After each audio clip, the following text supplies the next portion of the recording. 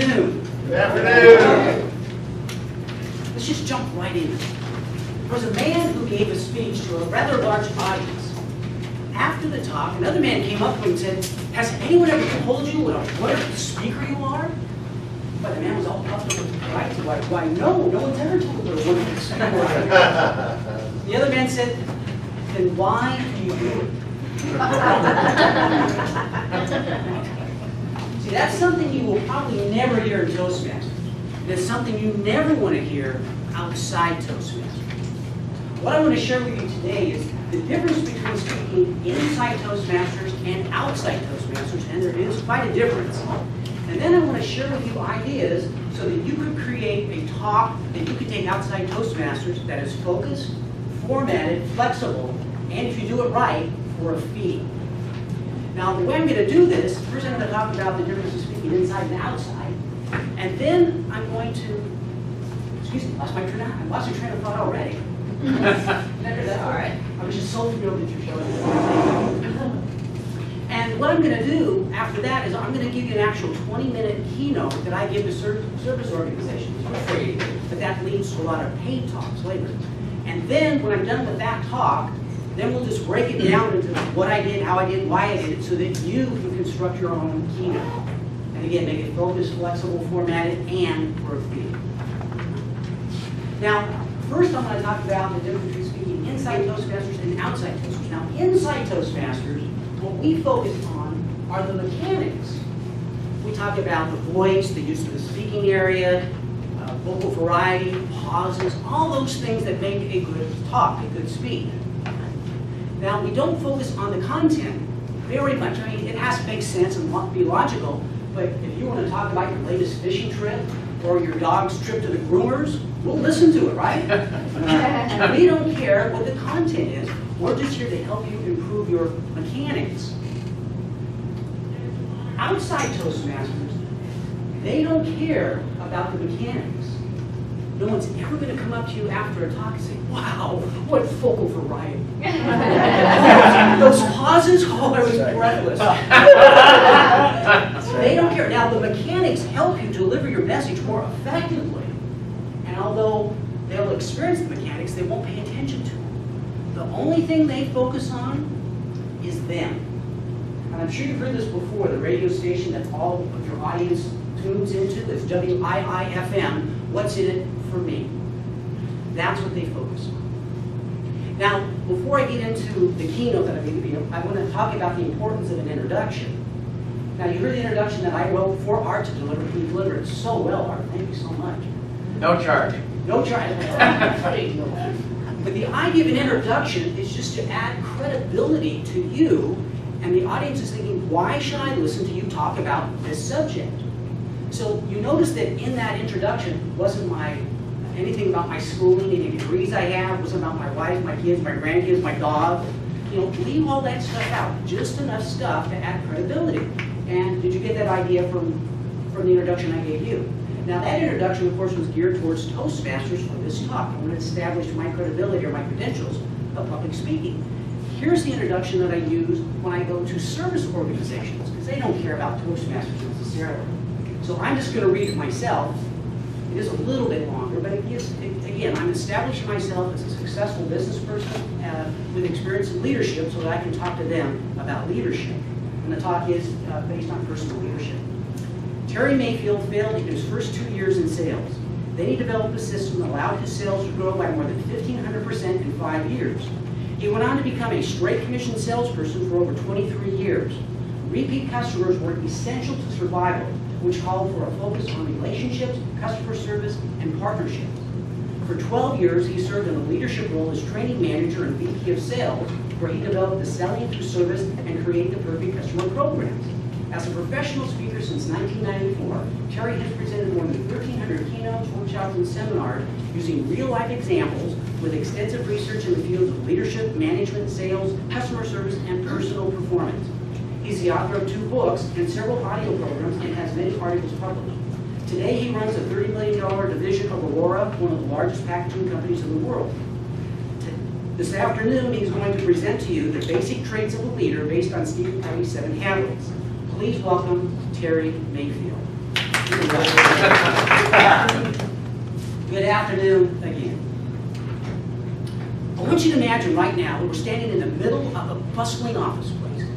Every copier machine in the building is busy except that one. And all of a sudden you see 4 people converge on the copy machine and they start to argue over who gets to use it first. Well, the first person says, well, excuse me, but I'm from accounts payable. If I don't pay the bills, we won't be in business. I should go first. Well, then the next person said, well, excuse me, but I'm from accounts receivable. If I don't receive any money, how can you pay the bills? I should go first. Well, then the third person said, well, excuse me, but I'm from sales. I don't sell anything. How can you receive anything? I should go first. But the 3 of them quickly parted and gave way to the 4th person once they recognized that she was from payroll. See, they knew who the most important person was at their organization. Seriously, do you know who the most important person is at your organization? It's not the CEO, it's not your boss, it's not the customer. Diana, you are the most important person at your organization. Joanne, you are the most important person at your organization. Each of you is the most important person. And this is not an egotistical, I'm great, look at me sort of attitude. It's not selfish, it's selfless. Now, has anyone here not been on a commercial airline? We've all been on the airlines, and they give us a safety box, and they get to that portion where they're talking about those masks going to flop out of the ceiling and scare the heck out of us. They tell us that if we're traveling with children or someone else in our party who needs our assistance, when those masks drop down, what are we to do with our mask first? Put it on. Why do we put our mask on first? Because you can't help them without helping yourself. Exactly. Until you take care of you, how can you help anybody else? That's why I say you're the most important person. Before you become a leader, you have to be a personal leader. And when you increase your ability to lead yourself, that's when others will follow. That's what I want to talk to you about this afternoon, are traits that can help you become a better leader for yourself, but you'll see how they also lead over into be a better leader of others. Now, the traits I'm going to talk about are loosely based on Stephen Covey's 7 Habits of Highly Effective People. How many of you have read that book?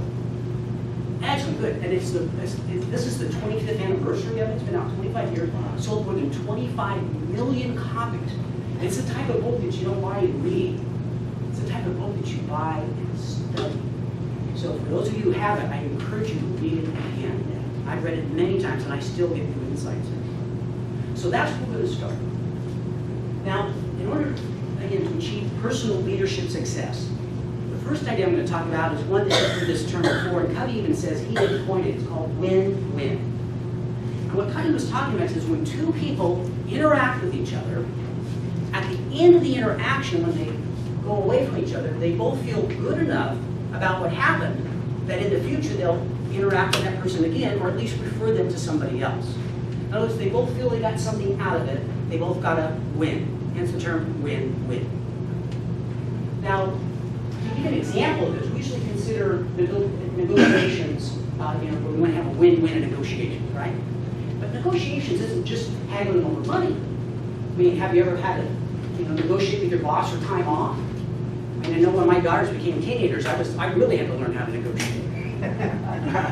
But let's use this as an example. Let's say Gary has a car he wants to sell for $5,000. And let's say Art wants to buy a car, but Art only wants to spend $4,000. Now, when 2 people like Gary and Art come together, what do they end up doing? They haggle, they negotiate, and they compromise. And usually compromise because they meet in the middle, which would be $4,500, right? But if they settle on $4,500, did Gary get what he wanted? No, he wanted $5,000. That's a lose for Gary. Or did Art get what he wanted? No, he only wanted to spend $4,000. That's a lose for Art. This is a lose-lose deal. Covey says we want win-win. Now, Gary, let's say you're real good at negotiating, and you get Art up to your $5,000. Now what happened to Gary? Win. He won. What happened to Art? He lost. So that's a win-lose. For Art, you're better negotiating than Gary. You get him down to $4,000. Now what happened to Gary? He lost and Art won. That's a lose-win. Covey says we want win-win. He says don't settle for win-lose, lose-win, or lose-lose. If you can't get win-win, the only other alternative, no deal. It's win-win or no deal. Terry, you say, thank you, Art, very much for coming out and looking at the car. Obviously not the one for you. No hard feelings, no deal. Art, Gary, thank you very much. I appreciate you showing me your car, but it's not my price range. No hard feelings, no deal. But before we jump to no deal, Covey says to use one of the other habits, and that's seek to understand others before being understood. Seek to understand others before being understood. What he's talking about is to learn what they have before you start explaining what you have. And it's in the understanding that we'll discover if there's a chance for a win-win before we jump to no deal. Now here's another example I got from Roger Dawson. He talks on negotiations. And he said, imagine this. Imagine we've got two sisters rather. They both come into the kitchen at the exact same time. And they both want to make their favorite recipe. They want to make a full batch because they want to share it with each of their own friends. But they discovered that each recipe calls for one whole lemon, and there's only one lemon in the kitchen. How do they solve this dilemma? They understand what they need, each other needs. Right, they understand what they need. What are some other solutions? Well, they each need all of the same resources. Okay, and that's, again, coming back to understanding needs. They each made half the recipe. Okay, now if they each made half the recipe though, they're not making a full batch for each of their friends. That's kind of a lose-lose. Do they have the same friends? They're different friends. Yes. And then think about the proportions they want to give their friends. Well, and again, that's kind of a lose. They want to make a full batch for their friends. Somebody usually says, gee, buy another lemon. Well, who buys the lemon? You lose time, you go buy the lemon. I'm going to start now. That's a win-win, right? But what you focus on first was the idea they take the time to understand each other, and in the understanding they discover that one recipe calls for the rind of a lemon, and the other one calls for the juice of a lemon. There's the win-win. Now, that doesn't mean everybody gets everything they want, and everything turns out hunky-dory. I mean, let's go back to Gary and Art.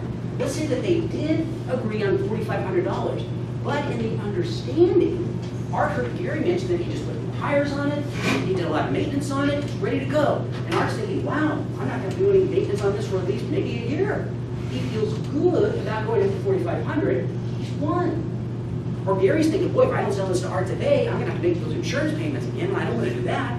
He feels good about going down to $4,500. He's won. Win-win doesn't mean everybody gets everything they want. It means that everybody feels good about what they got. That's what win-win is. And you get that through seeking to understand others. The next habit I want to share with you, how do you call synergy? Synergy, S-Y-N-E-R-G-Y. Does anyone know the definition of synergy? Just like it's in the whole outweighs. Exactly, where the whole is greater than the sum of the parts. In other words, if it was mathematical, it would be 1 plus 1 doesn't equal 2, 1 plus 1 equals 3 or 5 or 100. And what Covey was talking about was effective people, to be leaders, they have mentors, they work with other people. And the idea is that when two people come together to solve a problem, together they'll come up with more solutions than if they worked on the problem separately. And so he again was focusing on mentors. How many of you have mentors in your life? Good. And you should have many of them. I mean, I have financial mentors, I have speaking mentors, I have business mentors. And all a mentor is someone who knows something you want to know, or is someone who is where you want to be. And all you have to do is learn from them. I mean, mentors are so powerful. In fact, here's an example of a mentorship. I got this. This was an article out of the Wall Street Journal several years ago. It says, protege finds mentor gave her a big boost.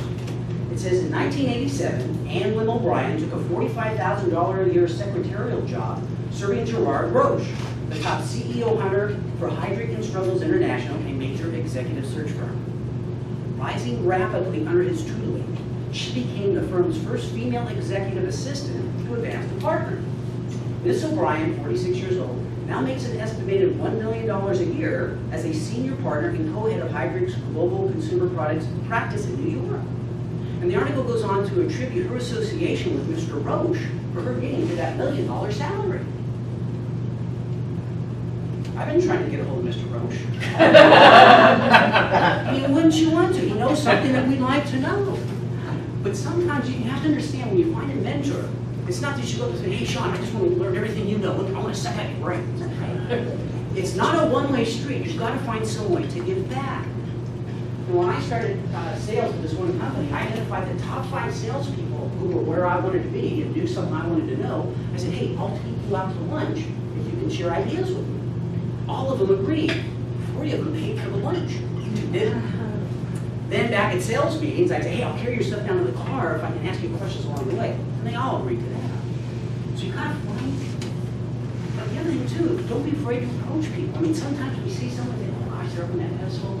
How could they help poor little me? Right? I don't want to disturb you. I mean, if anyone came to you and asked you for advice, wouldn't you share it with them? Of course, so don't be afraid to approach these people. Now, I mentioned that I've written 2 books. My first book, I didn't have any celebrity endorsements. While I was working on my second book, I met another author. On the back of her book were all these celebrities endorsing her book. I said, gee, do you know all these celebrities? She said, no. Well, how did you get them to endorse your book? She said, I asked. Well, so before my second book went to print, I reached out to one of the 24 business leaders, asked them if they could endorse my book. Most of them agreed. Now again, what's in it for them? On the back of the book it says, great stuff will help my company, Art Linkletter. Now, when I went to Mr. Linkletter, I said, you know, would you endorse my book? He said, sure, what would you like me to say? I wrote that line for him. And he just signed a form saying you can use my name to promote your book because what was in it for him, his name was out there. So find some way to give back to them. And here's another example. Early in my speaking career, I decided I wanted to speak on customer service. And when you become a speaker outside, what you really want to establish is that not necessarily that you're the expert, but that you have expertise. And so you need to read everything you can, understand what's being spoken out there about that topic. So I identified the top 10 speakers, in my estimation, on customer service. I wrote each of them wrote me back. And I said, well, the problem I was having was I'm reading a lot of books, and a lot of them were bad. I thought, I don't want to read hundreds of books on customer service. I just want to read the good ones. So I asked each of them, would you recommend the top 5 books on your list for customer service? And they all wrote back. Now, Harvey McCabe, you know, one of the sharks, this is the letter he wrote back. And you can see the books he recommended that are underlined here. And he said, next time you're in Minnesota, come see me. So don't be afraid to reach out to these people. You need to find a mentor. They're so powerful. And I discovered something else. They don't even have to be alive. They can be dead. I mean, one of my mentors was Benjamin Franklin. And I think how long he's been dead. But the other thing I got to hear. Here's the book, The Autobiography of Benjamin Franklin. And in it, he gave me 13 ideas that really changed my life. If you're interested on how cares on change, 13 ideas that changed his life. That, well, I'll try those in my life, and it's sure to make a difference to me. That's how I went from almost going to get fired at my sales job to one of their top producers in the country. But the idea is, when you read someone else's book or someone else's information, you're not just learning what Ben Franklin knows. You're learning what he learned. And think of the people Franklin. Find mentors. Now, I want to give you an example to experience synergy right now. Now, some of you have done this exercise before. That's okay. We can do it again. Does everybody have a pen, a pencil, and a piece of paper someplace to write down? I hope so. I didn't bring any extra pencils. I got some extra paper. But all I want you to do is a quick exercise for 30 seconds only. I want you to write down as many vehicles that you can think of that begin with the letter S, S like Sam. So 30 seconds, write down as many vehicles that you can think of that begin with the letter S. 30 seconds starts now. Whatever you think of vehicles. Vehicles that begin with the letter S.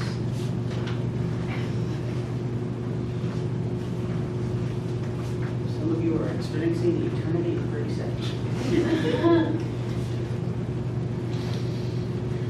Vehicles that begin with the letter S.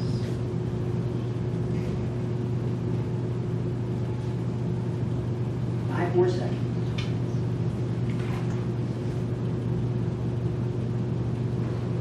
Okay, stop. Count how many you've written down. Real quick, count how many you've written down. Some of you I don't know. How many of you have less than 5? Okay, there's There's nothing wrong with that. How many of you had more than 5, 6 or more? 7 or more? How many did you have? 9. 9? I'm sorry, your name is? Daniel? Daniel. Daniel had 9. Anyone have more than Daniel? Okay, now here's what I want you to do real quick. Pay attention to this before you start. I want you to partner up with 1, 2 people at the most, so there's no more than 3 in a group. And I want you to combine your lists and come up with a total that the 2 or 3 came up with. So in other words, if both of you had Saturn, that only counts as 1. Come up with a total that 2 or 3 of you came up with right now, very quickly.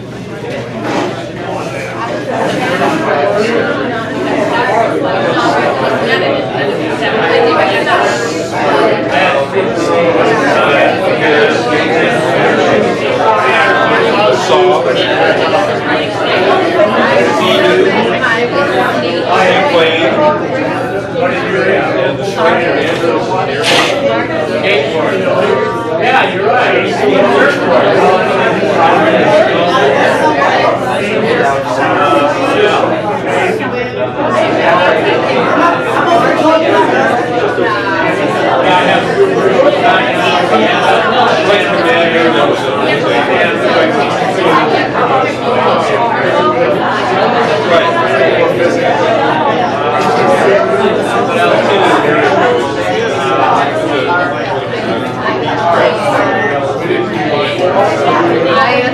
Okay, so we have the number. Let's come back together.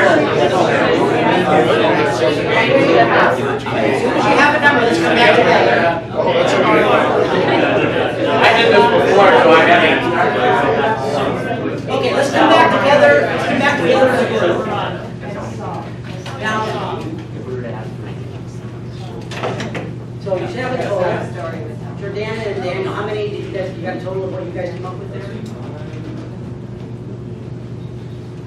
18. Wow. So we went from 9 to 18. Now here's what I'd like you to do, Daniel. If you will read those so everybody else can hear them. Now, as you're listening to them, I want you to pay attention to what you already have written down. Don't come up with any more. And if you've got something on your list already written down that you don't hear, I want to hear all the other ideas that are on their list. Make sense?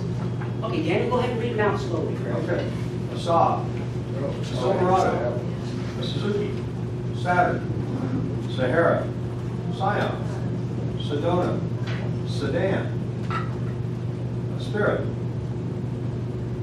a shaft, a shoe, a skid, a sidecar, a sloop, a sling, a slope, a slide, a sled. Okay. Now, raise your hand if you have something on your list that we didn't hear already. Yes, ma'am.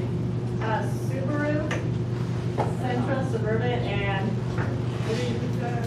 Sugar, Sweet, Sounds, Samson. They're all Okay. vehicles to get you something. Oh, okay.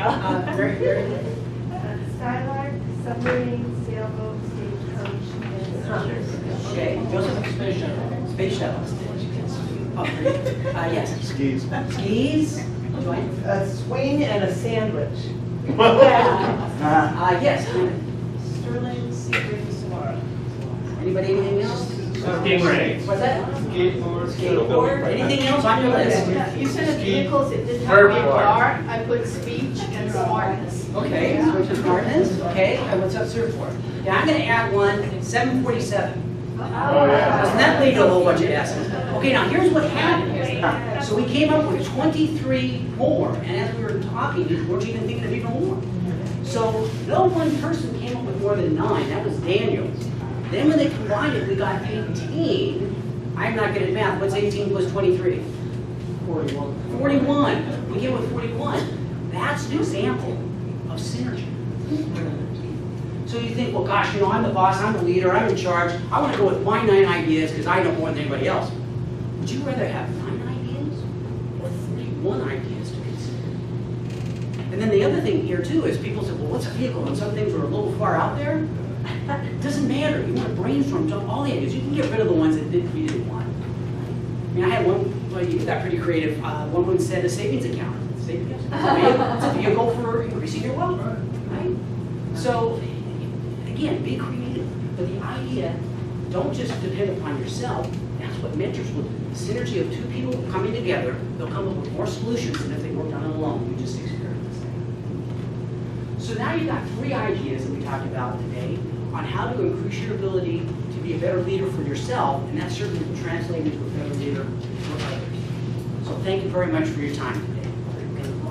So that's the end of the keynote right there. I'm doing like 10 minutes. No, that's not the end of, that's not the end of this. That's the 20-minute keynote that I presented. Okay? Now what I'm going to do, now what we're going to do is we're going to break it down as to what did I do, how did I do it, so that you can create the keynote yourself. And then we'll have some time for questions and comments after that. So the first thing you have to do, I said, is focus. What do we focus on? The needs of the audience. Yeah, the needs of that. You're focusing on the audience first and foremost because it's about them.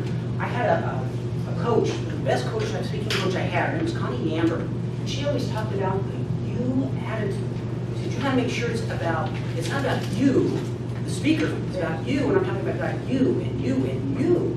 And what are you gonna get out of it? So many speakers think they're opera stars. It's me, me, me, me, me, me, me. It's all about them, right? You've gotta translate into you. Here's an example of how I did. I got stuck. The first talk I gave outside of Toastmasters to a Rotary Club up in Glendale. The title was How to Control Your Destiny. And it was I got there, and there was a lot of business people about my age, some of the years, a little older. And the speech went well, because I knew that because of the evaluations I got back. And I thought, okay, well, I'm on my way. The second talk I gave outside Toastmasters was to the Hollywood Rotary Club. Now, when I got there, it was a luncheon, and I'm sitting there, eating the rubber chicken. And I'm sitting next to this one guy, and he goes, I'm the youngest guy here. I'm 75. And I start looking around the room, and I go, he's not kidding. How am I going to talk to these men who have all been very successful and retired and tell them how to be a success? Well, I'm not going to get out of their life. They're going to throw food at me. So I'm going, what do I do? I can't change my speech, and I got to make it about them. I'm thinking, Connie, okay, you got to do what's in for them. So I got up there and acknowledged, thank you very much for allowing me. And by the way, John said he's the youngster of the group, and I got a big laugh. Apparently, John really pushes that fact that he's the youngest one. And I said, all of you are at least semi-retired. Most of you are retired and have very successful lives. And you've done some things that made you successful. That's what I want to talk about today, are the things that made you successful, because I want you to share these ideas with your family and your loved ones so that they can be as successful as you. And then I went on and went through the same list I had, but always twisted towards them. So goal setting. You all know about setting goals, and let's just go through it, how we do it. Here's the step. So that's what you need to remind your family and loved ones. And I got out of there with no food. So it's that idea, you've got to make it about them. Now, hopefully in my opening statement, I'm not making it about me, because I said I want to share with you ideas that can help you create a keynote for yourself. As opposed to me getting up here and say, well, I do keynotes, and I do this, and I do that, and I'm great, I'm wonderful, and tell you that you should do what I do. You'll fail when you're talking about you. Now, it's okay to talk about your experience and your knowledge, but you have to relate it to them. Don't talk about how you climbed it, don't say, I climbed the ladder of success. Talk about, here's how you can help climb the ladder of success, here's how I did it, but always relate it back to the audience. Does that make sense? Yeah. So the focus is on them. Now, the other thing you got to focus on is what are you going to talk about? I felt the same way when I started speaking. Okay, I'm doing okay in Toastmasters. I want to go outside. I'll just talk on anything. I just want to talk. People don't want to hear anything. They want to hear somebody with some expertise that can help and benefit them. Now, that was a hard thing because I dug inside and I thought, okay, well, what do I do? I'm successful at sales, but I hated sales. I didn't want to talk about it. I knew how to do it, but I thought people don't want to hear that. And so I kind of decided, well, I've had some success, and just like, everybody else, all the other motivational speakers, they talk about the 4 minutes for success, set goals, and all those things. So that's why I came up with the title, How to Control Your Destiny, and how to be a success. So you've got to have a focus. Now, what I did first was I picked up, and I was calling Rotary Clubs, and I started a Rotary Club, so I probably spoken to 40 Rotary Clubs, still do. And I pick up the phone and I say, hi, I'm an award-winning Toastmaster, and I'd like to come talk to your group. They say, great, we'll get back to you. Like, that's not working. I made about a dozen calls, and that something's wrong. And I thought, okay, go back to your sales training. You kind of give them something that's of value to them that they want to listen to. So you've got to have a title. And it can't be some esoteric hidden meaning thing. It's just going to tell them what they're going to get out of it. The best titles start with the words how to, or at least it's implied. In other words, if I have a talk that's titled Retire Rich, what's the implication? How to retire rich. So you've got to have something in your title. And the very next call, I'm not kidding, I made to him, I said, why, we're doing Toastmasters about your group. I have a talk titled, How to Control Your Destiny. Great, when do you come? If I had a title, if I had something that related to it. Now, I eventually evolved those titles, then it was How to Create a Perfect Customer. Now it's on, personal leadership. I'm doing that talk quite a bit right now. But it has to be something that's of value to them. So focus on your audience, focus on what you're going to say, focus on the title. Now the next thing is, you have to format it. How do you format a talk? I heard somebody once say that an hour talk is not a bunch of 5 to 7 minute talks strung together. That's exactly what I do. As long as they're coherent, they have a theme going through them, and they make sense. And the other beauty of that is, all these little vignettes and stories that I use, guess where I practice them? Toastmasters. I know 3 or 4 CC manuals, and that's what I do, is I just keep practicing these things, because I want to perfect them here at Toastmasters, where I go out in the real world. And so it can't be a bunch of 5 to 7 minutes. Now here's how you format your talk. Connie taught me, it's like, what you're doing is you're creating a bridge. And really the analogy is fair, because you say your audience is here and you're going to take them over here. Now they don't know what's over here. Your job is to take them mentally from here to that other side, right? The chasm is what they don't know and what you know. So we build a bridge from here to what you know. Now a suspension bridge, you can all picture the Golden Gate Bridge, right? A suspension bridge is built of really 2 components. There's the towers, there's 2 towers, and then what they call the deck. Now, if you're building a suspension bridge, what do you think you have to build first, the tower or the deck? Obviously the towers. So here you've got, that's a tower, and here's a tower on this side. Now the 2 towers where you start, you always heard this, you start with your opening of your speech and the conclusion of your speech. The one I think that's most important is this one, because you need to know where are you going. So you want to focus on what do you want your audience to do or believe or understand at the end of your talk. Obviously in this talk, I want you to be able to create a keynote for yourself and really understand how to do it. So I start here, and you've got to have a solid foundation for where you're going. Otherwise, if you put a deck on here, it's going to collapse. Solid, where are you going? And of course, this is the opening. And you've heard it all before. Tell them where they're going, give them the meat of the body, and then give them a conclusion. That's all it is. And then the deck that connects between these 2, these are your points. Now, the ideal talk has several points. Now, this becomes very flexible, because what happens when you speak outside Toastmasters is they'll tell you, oh, you've got 30 minutes. Oh, great, you're a 30-minute talk. You're all ready to go. You show up. How many of you spoken outside Toastmasters? So you understand this, right? Joe just got back from Ireland, and we told him he could have 15 minutes to tell us about his trip. So you've only got 15 minutes today. And all of a sudden, your 30-minute talk went like this. Oh my God. So you've got to do 1 or 2 things. Either talk real fast, which destroys your delivery, or you leave some things out. Now, if it's off from beginning to end, you're in trouble. You make it modular. Here's what you do. Now, the first talk, or one of the first talks I gave was 10 ways to create the perfect customer. That was just a great talk. People wanted to hear that one. They did. They're all business people. Well, when I got there and they only gave me 20 minutes or 15 minutes less than what I had to give the whole 10, if I only gave them 3 or 4, they felt cheated. So then I changed the title from leave out the number, just how to create the perfect customer. They didn't know whether I had 2, 3, 5, or 10 points. And what I did was each point was a different illustration. And if it was a 30-minute talk, I'd give them maybe 6 of them. If they said you only got 15 minutes, boom, I only give them 3 of them. But the towers remained the same. I always had the same opening, always had the same end that I wanted to get them to. It was just how many points did I share with them in between. Now that's what I did when this keynote for you right here. The entire Covey talk that I give on leadership is 7 units. I only gave you 3 today.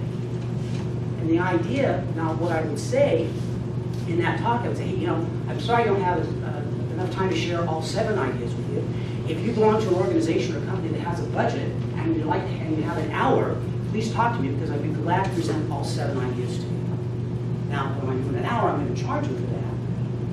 And they had an example to experience me because the best way to get speaking is by word of mouth. There's certainly someone else who experienced you already. So that's the modularity of it. Does that make sense? And each point, what you do is you state the point, which is what I did in the Covey talk. I talked about what was the first one, win-win. And I gave you a little background on exactly what win-win is. And then I gave you a couple of examples so that you really understood it, right? Then I went on to the next point, which was seek to understand, gave you an example, an illustration, and I talked about, what was it, synergy? Then I gave you an example and even an exercise so you really experienced it, right? And then I wrapped it up. So that's what I'm talking about, making talks flexible. How many points do you have to get them to that end, and just depending on how much time it is. I mean, this is rare, but I have had it happen where you show up and say, we gave you 30 minutes and Joe's going to talk about his trip from Ireland, but he didn't